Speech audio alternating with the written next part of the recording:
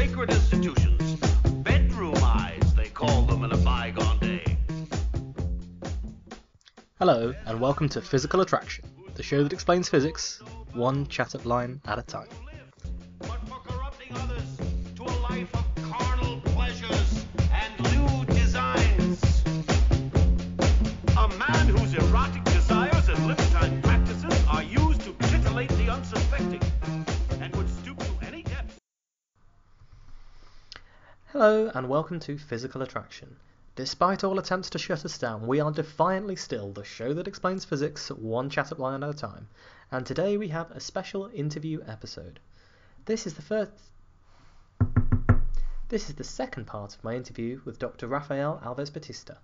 He gained his PhD in physics from the University of Hamburg, and then he came to the UK to study for a postdoctoral position in Oxford, which is where we met because he supervised my master's project. And I can still remember having lots of discussions about physics and politics with him in the time when we were doing that work together.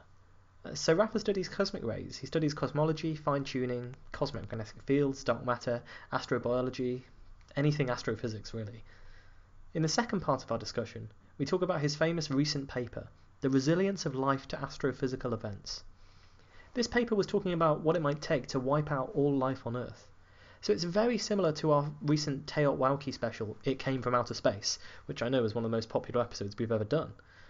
In that show I described what might happen if asteroids, supernovae or gamma ray bursts hit the Earth. What Rafa calculated was how likely this actually is to happen. And we also talk about some related things, what happens to life in outer space and what it might mean for life in outer space, and the ways of communicating science to the public. I hope you enjoy.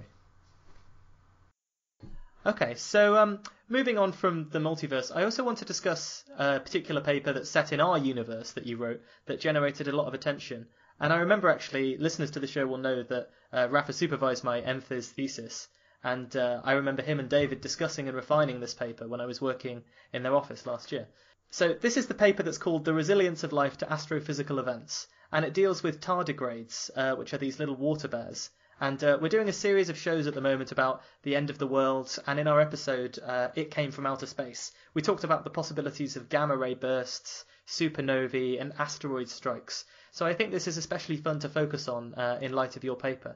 So would you like to explain the idea behind the paper and what it was that you found? The idea behind the paper is essentially the following.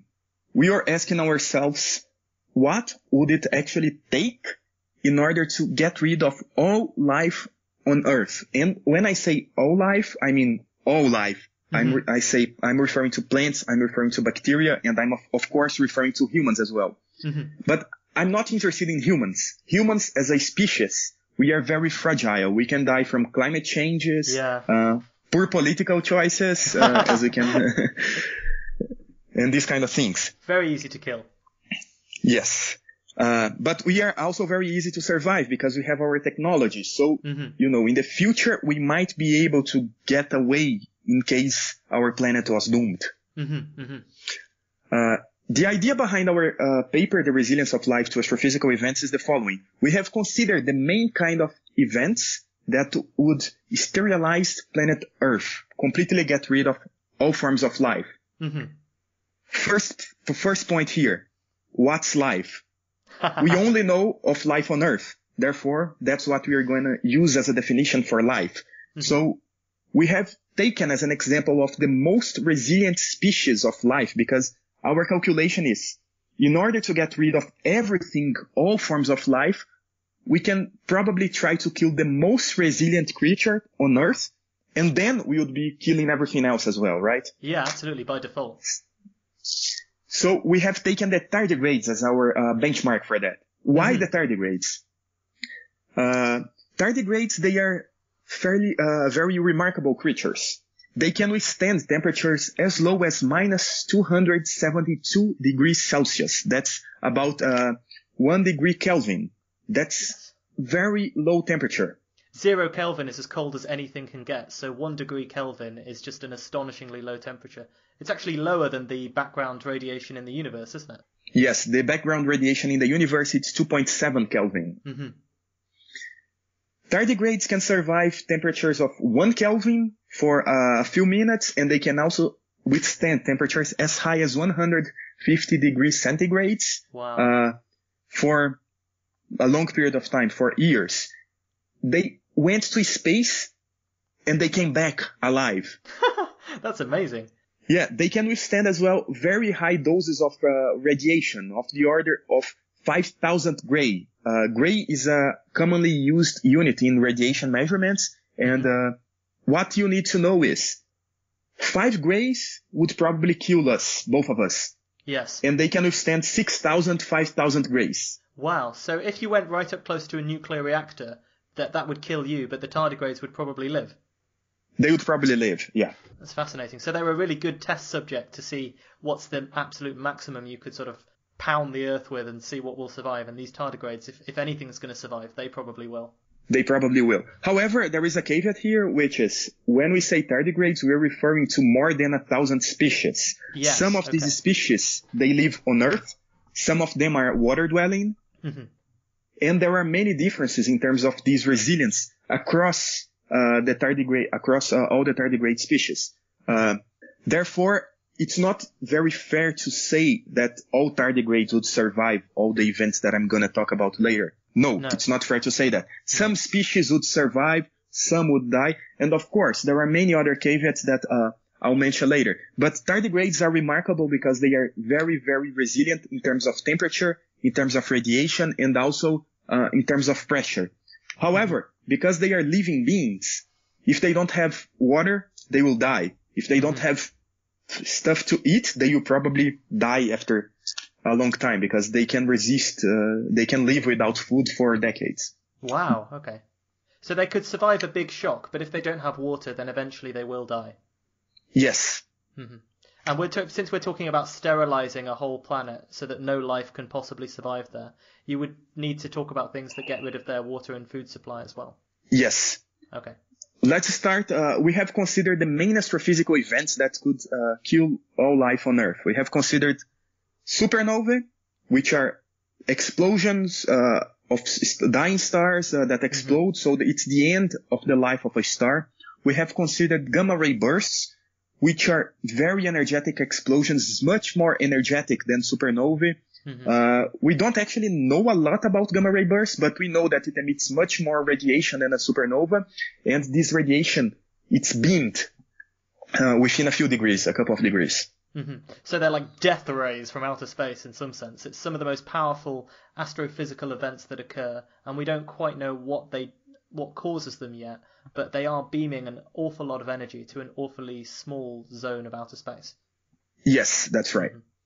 And the third one, of course, it's the most familiar one, which is the collision with an object in the solar system. I would say generically from here on, I'll say asteroids, but it also encompasses comets or dwarf planets such as Pluto and any kind of rock in the solar system that might collide with Earth. Yeah, an angry moon. An angry moon, yeah. Perfect description. Okay, we have considered these 3 kinds of events. Let's start with the supernova. So we have developed a model for the density of stars in our galaxy. This model essentially reflects the fact that as you get closer to the center of the Milky Way, there are more stars, and therefore the probability of having a supernova closer to the center of the Milky Way, it's much larger than the probability of having a supernova very far from the center of the Milky Way. Mm-hmm. That's our model. We have modeled the galaxy, each position in the galaxy, as a function of its distance to the galactic center, and we have calculated what's the typical rate that supernova occur in those regions. Mm-hmm. In the particular place of the solar system, we find that there are not that many supernova close to the solar system in terms of the rate of supernova in this region. The rate of supernova close to the solar system, it's 10 to the minus 9 per giga-year. You're saying that the rate of supernovae in our part of the galaxy, because it's on this sort of outer edge of the Milky Way, is 1 in a billion every billion years. Exactly. Okay. The second thing to consider here is what's the closest star to Earth. So the closest star to Earth after the Sun, it's Proxima Centauri, which is about 4 light years away, 3.8 light years away. Yeah. And it turns out that in order to have the amount of radiation that we need to kill all life on Earth, the supernova would have to be located at 0.01 light years. And the closest star after the Sun, it's 4 light years. We are talking about 100, factor 100. So I see. So supernova could never do it because there's not even a star that could go supernova near enough to do it. Only, I guess, the sun going supernova could really do it. Yes, and as a matter of fact, the closest star to Earth that can become a supernova, it's about 120 light years away. So that's a factor that's very far from Earth compared to the 0.01 light years that we would need. In principle. Yeah, I guess it's 10,000 times too far away, isn't it, for supernovae to destroy life on Earth? Okay, so that's good. We should be happy that we're safe from supernovae, at least until our own sun explodes, but let's not think about that just yet. So how is it that you've worked out this amount of radiation that is enough to kill all life on Earth? What sort of parameters do you use to figure that out? Okay, so in order to kill all life on Earth, in particular, we consider the tardigrades. If we want to kill all life, we have to kill the tardigrades. Yes. We thought, how can we kill them? Because some of the tardigrades, they live underwater, radiation can't really kill them because they live underwater. So and the sea absorbs it. The sea absorbs the radiation, yeah. So if they are deep down in the ocean, it doesn't matter. It doesn't matter if we have 10,000 more radiation because it's attenuated by the ocean. So we got to get rid of the ocean. Yes, we got to get rid of the ocean in order to kill with radiation. But in order to get rid of the ocean, we need to increase the temperature. Essentially, our work translates into calculating how much energy would different astrophysical events transfer to Earth, and if we use up all this energy to boil the oceans, which is a very, very, very unlikely event, then what would happen? Okay. So our calculation is essentially boiling the oceans. And that will kill the tardigrades too, hopefully. That will kill the tardigrades, first because it will increase the temperature of everything, and second because it will also allow for radiation to reach them. And they have no water. And they have no water, of course. And they are, as living creatures, they need water. Going back now to the ways of sterilizing the planet.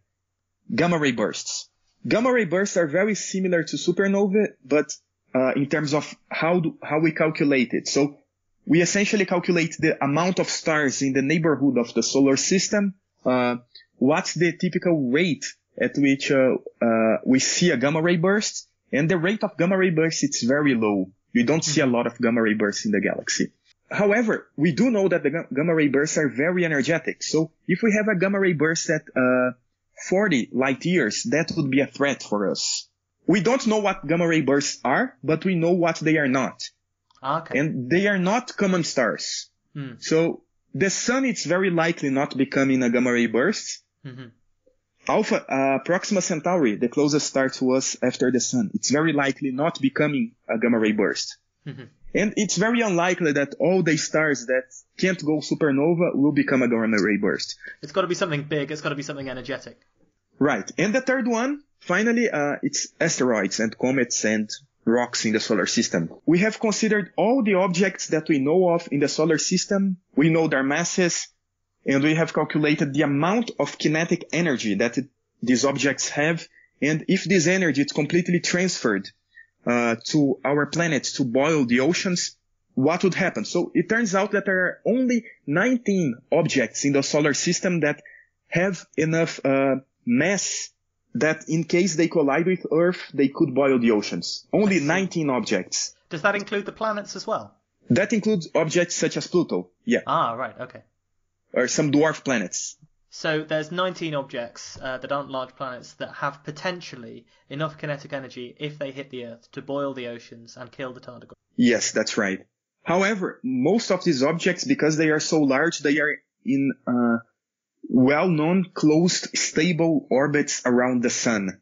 Therefore, it's very unlikely that within the lifetime of the sun, these objects will collide with Earth. So really, the main threat to life on Earth is just when the sun dies, eventually heats up in a billion years and explodes a few billion years after that?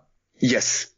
However, there are also some other things that we have not explicitly mentioned here among these three causes, these three threats. However, they should also be taken into account. For example, wandering stars. If there is a star just wandering by, passing close to the sun, it might disturb the asteroid belt. It might increase the rate of collisions of asteroids with all the planets in the solar system. And something more interesting, it may kick Earth out of its orbit, for example, depending on the geometry. So how far this star comes to the planets. So one of the things that we know about astrophysics is that the Milky Way galaxy is heading towards the Andromeda galaxy. And eventually these two galaxies are going to collide and form a new galaxy, which some people call Milkdromeda, I think I've heard it called. But galaxies colliding, it's not like two hard objects colliding, because galaxies are mostly empty space. So in actual fact, most of the stars will just sort of pass straight through the gaps between other stars, and they won't collide. But when this does happen, I guess there's a chance that a wandering star could come close to Earth and disrupt the orbit, that kind of thing. I wouldn't say that the way for this to happen is to have two galaxies colliding. No, so there are wandering stars the rest of the time moving throughout the galaxy that could come close to us and maybe disrupt all of the orbits of the objects in the solar system. Exactly. Okay. However, if that happens, there is something very interesting. While there would be no source of heat because Earth would be leaving the sun and Earth would be just wandering around the galaxy for a few billion years, the amount of energy produced by the planet itself from the core of the planet, so the planet itself can keep the temperature high enough for the tardigrades to survive for billions of years. Wow, that's interesting. And then the Earth can get captured by a new star. I see. So there's this scenario then where a star comes into the solar system, it disrupts the Earth's orbit, and the Earth wanders off for billions of years as a rogue planet. But because of the decay and the heat from internal objects in the Earth, because of the decay of radioactive elements in the Earth that heats up the Earth's surface, it would keep things just hot enough for the tardigrades to survive. And then we actually have a fairly high chance of being recaptured by another star and having a new home? Yes, that's right. However, I would say that the main source of energy is just the energy that we have already stored in our core. I see. In the core of the planet. So it's that the Earth will take a very long time to cool down when it's wandering around as a rogue planet. Yes. Right, and water could just linger on Earth, especially under the surface, and creatures such as tardigrades could live there for billions of years. So your paper it was very fascinating, and I enjoyed reading it a lot, and I'm sure everyone else did as well who got to read it. But as well as just having consequences for life on Earth, it answers some interesting astrobiological questions as well. Because one of the big things people are concerned about is the Fermi paradox, which we talked about in our episode Fermi and Drake, which you can go back and listen to. And it's essentially, why aren't we hearing communications from alien life? Why doesn't life exist, and why isn't it everywhere and talking to us and so on? And one of the resolutions that people came up for the Fermi paradox is, well, maybe there are lots of events going on in outer space that are killing life on planets before it gets a chance to communicate with us. So maybe the supernovae and the gamma ray bursts and the asteroid strikes means that civilizations and life don't last that long on planets. But I guess what your research shows is that, at least insofar as our planet might be fairly typical of a planet that hosts life, the actual probabilities of all life being wiped out once it starts might be quite low. Yes, that's right. I'm referring to Avi Loeb and Dave Dislon, my colleagues who co-authored this paper with me. We worked on another paper last year called The Relatively Likelihood for Life as a Function of the Cosmic Time, in which we calculate, assuming everything we know about exoplanets, the amount of the number of planets orbiting stars within their habitable zones, where by habitable zone I'm referring to the region, to the belt around a star where we can get liquid water. We have written this paper last year, and our result is very interesting. So it kind of resonates in part with what you just said, because we have asked the following question. Okay, we know that we live here now. Now it's 13.7 billion years after the Big Bang. At which point in the history of the universe, starting from the Big Bang, extrapolating to trillions of years from now, are we more likely to find ourselves living in? That's the question we asked. And our answer is, it turns out that if we do all the maths using what we know about exoplanets, that might be wrong. What we know about exoplanets may not, the exoplanets we know might not be typical, for example. Mm-hmm. It turns out that this probability, so the probability of finding so the probability of finding planets in the habitable zones of stars, it peaks in the very far future, 10 trillion years from now. Wow. That means that we are in some sense relatively premature. So that's really interesting. So what you're saying is that the most likely time for life to arise is not now, but sometime in the far future. Yes, so we are premature. Exactly. Wow. So we could be early forms of life, and then in the future there won't be a Fermi paradox because there'll be enough life that they can all communicate with each other. Okay, but then there is a caveat there. Okay. The caveat is the following. Our calculation, it's a relatively likelihood, meaning that even if we cannot say anything about the Fermi paradox because it's a relatively calculation, meaning that what we have calculated is that the ratio of planets in the habitable zone that we find today and 10 trillion years from now, it's 1 million. So we expect to find 1 million more habitable planets 10 trillion years from now than we find today. We don't know if there are other civilizations, right now, and, we don't know what's the actual number of, planets in the habitable zones of stars today. Because we don't have this number, we can't actually say, we don't know if, we can't communicate with the others because there is just us. I guess there's a couple of caveats to make here. So one is the fact that you've looked at relative likelihoods, which means we don't actually know the absolute probability of life arising because, if we knew that, we'd know how many civilizations there were, and we only know that there's us, so we can't infer that probability. So that habitable planets are 1 million times more likely to happen in the far future, but you don't know necessarily what the rate of habitable planets is today because that's kind of incomplete information that we have. And also, this only deals with the first half of reasons in the Drake equation. So if listeners remember the episode in the Drake equation, you have to work out how many habitable planets there are, but then you also have to work out how likely life is to arise and how likely that life is to become intelligent, and then how likely that life is to want to communicate and for how long it wants to communicate. So we're sort of dealing with the first half. The astrophysical constraints on life are dealt with by the paper, and those may become more favourable than they are now in the far future, but we don't quite know what they are today.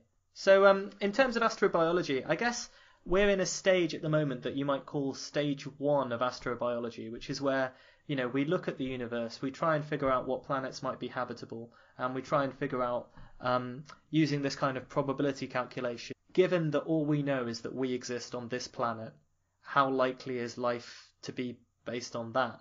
And this sort of inference from one data point is stage 1 astrobiology. But stage 2 would surely be if we detected the signatures of life elsewhere in the universe. So in terms of detecting signatures of life from elsewhere in the universe, how do astronomers currently look for this? And what do you think is perhaps the most likely way we might find it? That's a very good question. What astronomers usually do, there are 2 ways. So there are some people. First, we have to define which kind of life are we looking for, because there are some people actively working on the search for extraterrestrial intelligence, the SET project. Mm-hmm.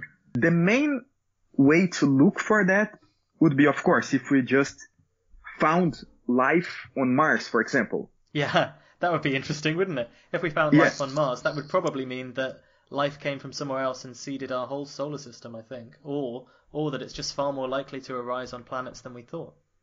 Yes, that's right.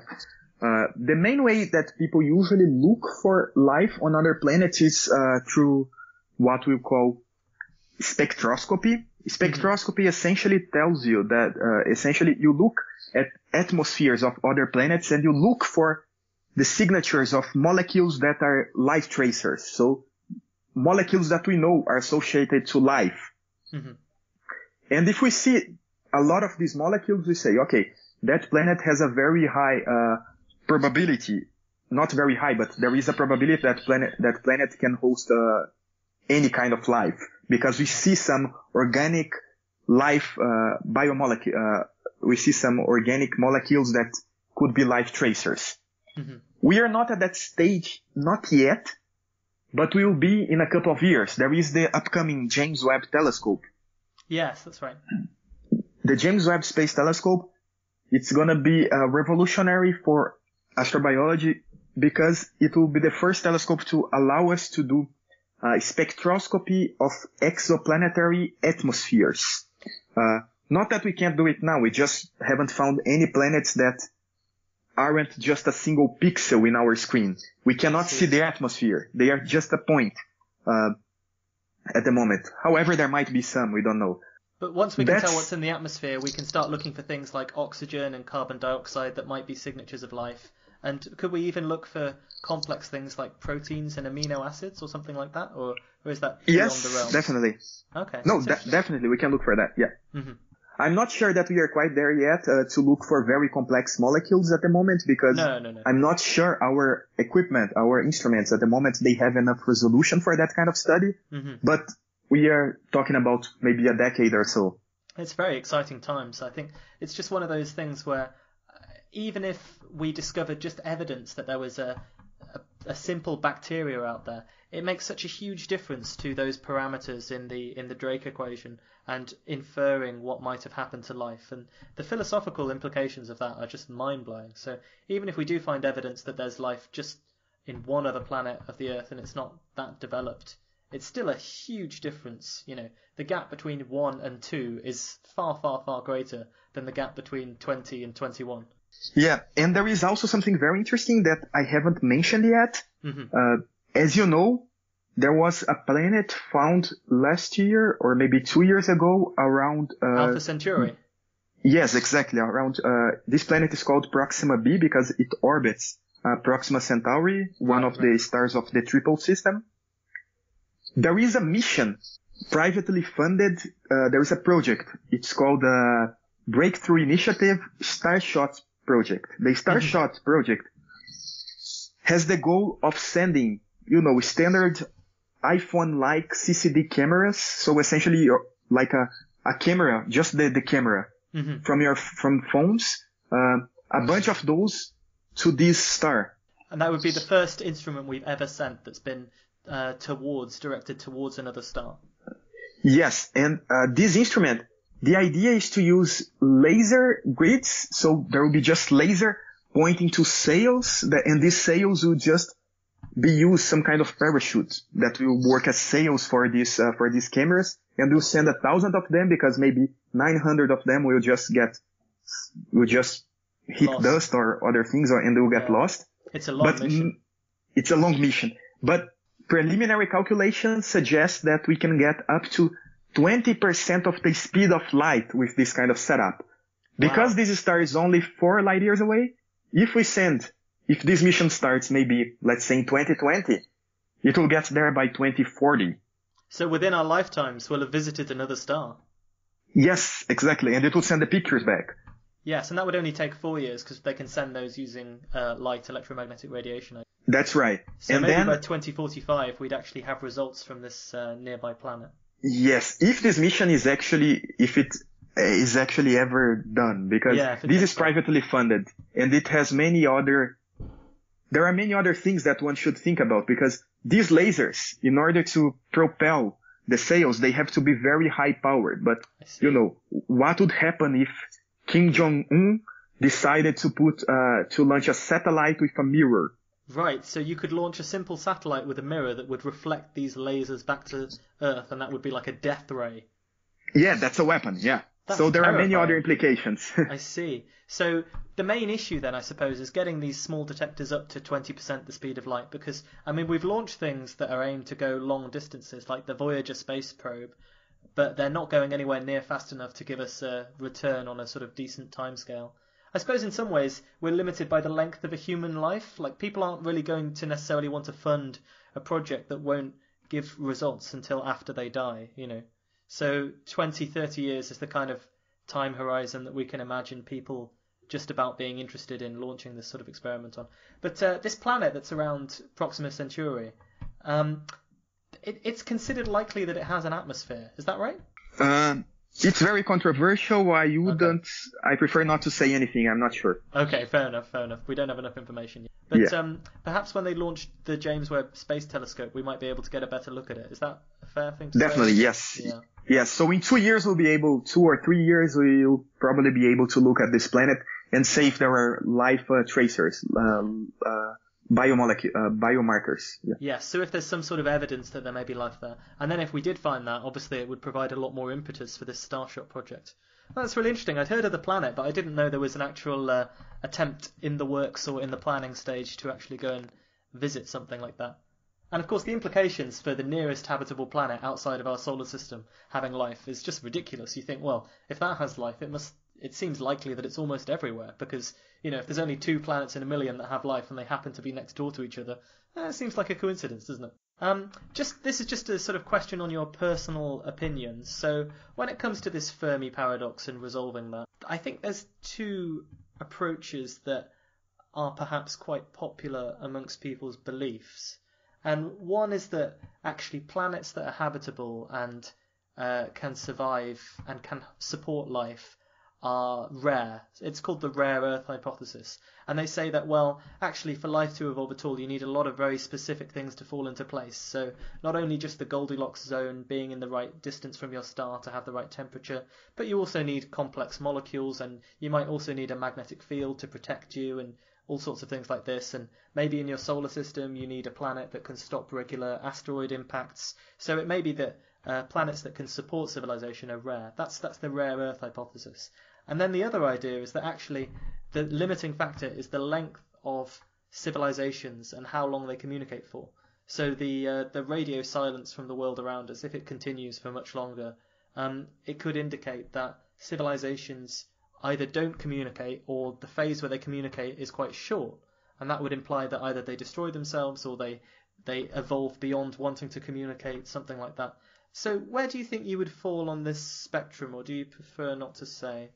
Okay, so in my personal opinion, I wouldn't say that we are the only ones. Of course, I think it's very likely that there are other forms of life out there, and it's probable that there is some kind of intelligent life. The thing is that they might be extinct by now. So I'm not sure so as one of the explanations you just said, I'm not sure all intelligent forms of life live long enough. Sometimes their whole star dies, or sometimes there is like climate problems on the planet and other kinds of things, and they die. So the fact that we don't observe them doesn't mean they don't exist. It just means that sometime that it's possible that we are the only lucky ones that have evolved technologically to send signals out to space expecting to get an answer. Maybe they don't have enough time to evolve. And I think people also need to remember, when they think about why we haven't seen these signals, is actually, well, you have to sync things up in time as well in space, and we've only been observing these signals for not a very long amount of time, really. I mean, we only really discovered radio around the sort of 1800s and so on, so it's a short time in astrophysical terms to conclusively say, oh, there's nothing out there that we could ever observe.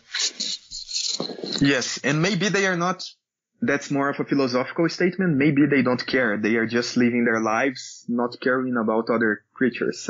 Yeah.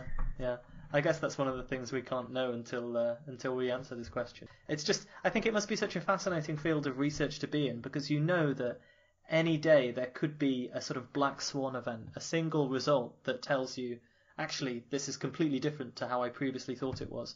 And even though it's very unlikely that we see something like that, it would only take one sort of conclusive result to completely revolutionize how we think about it. Yeah, that's right. So I'd like to finish off with a couple of classic interview questions, so I hope you don't roll your eyes too much. The first one is, what are you working on at the moment? The projects I'm working on right now, in the field of kind of related to fine-tuning-ish, and also intersects with astrobiology, I would say that one of the most interesting ones that I've been working on right now, it's the why now problem. So there is this problem that people have posed in the past, which is, why are we living at a time in the history of the universe where the amount of dark energy and dark matter are roughly the same? They are actually apart by a factor of 3 or so, but it doesn't matter. For cosmological purposes, they are the same order of magnitude. Yeah, we normally deal in factors of 10 and 102, 10 to the 20 and all this kind of thing. So the fact that dark matter and dark energy are fairly similar is an interesting cosmological phenomenon. And that led to there is an anthropic solution to this problem that was given by the Nobel Prize winner Steven Weinberg. Ah, yes, he wrote the first 3 minutes. Yes, that's right. That's the one. Yes, so this is a book that just basically goes through the cosmology of the universe from as much as we possibly know about the first 3 minutes. And I urge you to pick it up if you can. It's brilliant. So Weinberg's argument is it's roughly the following. He addresses this why now question by using anthropic arguments. If we weren't living at this time, he just uses all the information that we know about how long does it take for planets to form, what's the evolution of the universe, so how fast, how quick galaxies form, and these kind of things. And he combines, summarizing, just a quick idea, to give you a quick idea. He combines all these ideas, all this information about how stars form, how fast, how quick galaxies form, how fast the universe evolves. And he says that anthropically, the why now question can be answered by the anthropic argument. So if things were different, so we can only ask this question because we are living at this time. So this is kind of a special time window in the history of the universe, because too early in the universe, there were lots of stuff colliding, the universe was too hot, and galaxy collision, these kind of things. Far in the future, the universe will be different, and the rate of formation of galaxies will change, these kind of things. So perhaps we should explain that as the universe evolves and expands, the densities of the different quantities in the universe, they evolve differently. So broadly speaking, the dark energy density remains constant, that's right? Yes. And then the energy in dark matter and visible matter, that goes down by a factor that is the size of the universe cubed. So it's like if you imagine there's a certain amount of stuff in a cube and the cube is expanding, then the amount of the volume that's taken up by matter and dark matter will be going down as that expands by a factor. And then for radiation, it's a factor to the power of 4. So in the far future, I guess the densities of things that are occupied by visible matter and dark matter and so on, these will decrease massively because the universe will continue to expand. But the dark energy one will remain constant because it's, as well as Einstein said, it's like a cosmological constant. So Weinberg's argument is that we actually need the density of dark energy to be similar to that of dark matter for stars and therefore life to exist? Yes, that's right. That's Weinberg's argument. And we are working on a generalization of one of the papers I've mentioned earlier, which is the relative likelihood for life as a function of cosmic time. I see. So if we change the cosmological constant, how likely it is for us to find planets in habitable zones of stars? Wow. Do we have enough time to form life in this context? So it's kind of combining an anthropic fine-tuning argument, Weinberg style, with the other work that we have done before. So that's one of the things we are working on. That sounds like an amazing project. It would be really interesting to see if you can point to the relative strength of dark energy in the universe as another factor that's sort of left the life in the universe likelier than it could otherwise be. It's yes. Again, it just seems like there's so many aspects to this fine-tuning problem that it's going to be very difficult to construct these probability distributions, but it's a really interesting question. Yes, it has been a lot of work. I'm not surprised. And yes, so moving on to physics more broadly, I guess in this show I really want to communicate physics not just to fellow physicists but to everyone. And I know you've had quite a lot of experience in going on shows like this and talking to people and public engagement events and so on. So what do you think are the best ways that we can do this? Because I think it would just be amazing if people spent more time thinking about these wild astrophysical questions that can kind of put your own life into perspective in a lot. I think it's a thing that everyone should have an awareness of and an appreciation for. But quite often people, I don't know, they get put off by the terminology or the concepts involved. So what do you think are things that succeed and don't succeed in terms of communicating? I particularly like this kind of podcast model because it's very efficient. for me, it's the most efficient way to keep myself informed and learn new things. So recently, I have been very keen on learning philosophy, and I have been listening to many podcasts on philosophy. And when I find a podcast that it's accessible, that I can, it's not, it's not very simple that I feel that I'm like wasting my time, but that it's accessible so that I can follow all the details. I can just listen to it when I'm walking to work, when I'm in the gym, when I'm in the bus, when I'm traveling in the plane, this kind of thing. So I like the podcast model a lot. I think it's very efficient and very useful. And I think in the near future, podcasts will probably increase a lot. Right now, it's kind of more in English-speaking countries because English is the frank language of the world right now. The world, that's right. So it's very big. So in other countries like my own, I'm Brazilian, there are very few podcasts of science in Portuguese, and I think that should change. Yeah, I saw one guy who's doing, I'm not sure whether it's podcasts or YouTube videos I think it was in Portuguese, and he's from Brazil, and he's been quite successful. So it obviously shows that there is just a huge market out there. And I think podcasting in general is going to move more away from where it's been previously, where you have, it's dominated by independent people who are making shows about things like true crime and stuff like that. And maybe it will go more towards a corporatized model. But you're right, it's a great model because you can pick and choose and have on-demand access to information presented in a lot of different ways, in a way that I think when you're talking about physical events, if you want to go to a physical engagement event, I think in some ways the audience is a bit self-selecting because you actually have to commit quite a lot. You've got to say, okay, I'm going to this museum in this particular evening to see this particular event, and in some ways maybe you're not getting through to the same range of people that you can with a podcast. Yes, that's right. And I also think that there is still place for the popular science books. Yeah. But there are too many of them.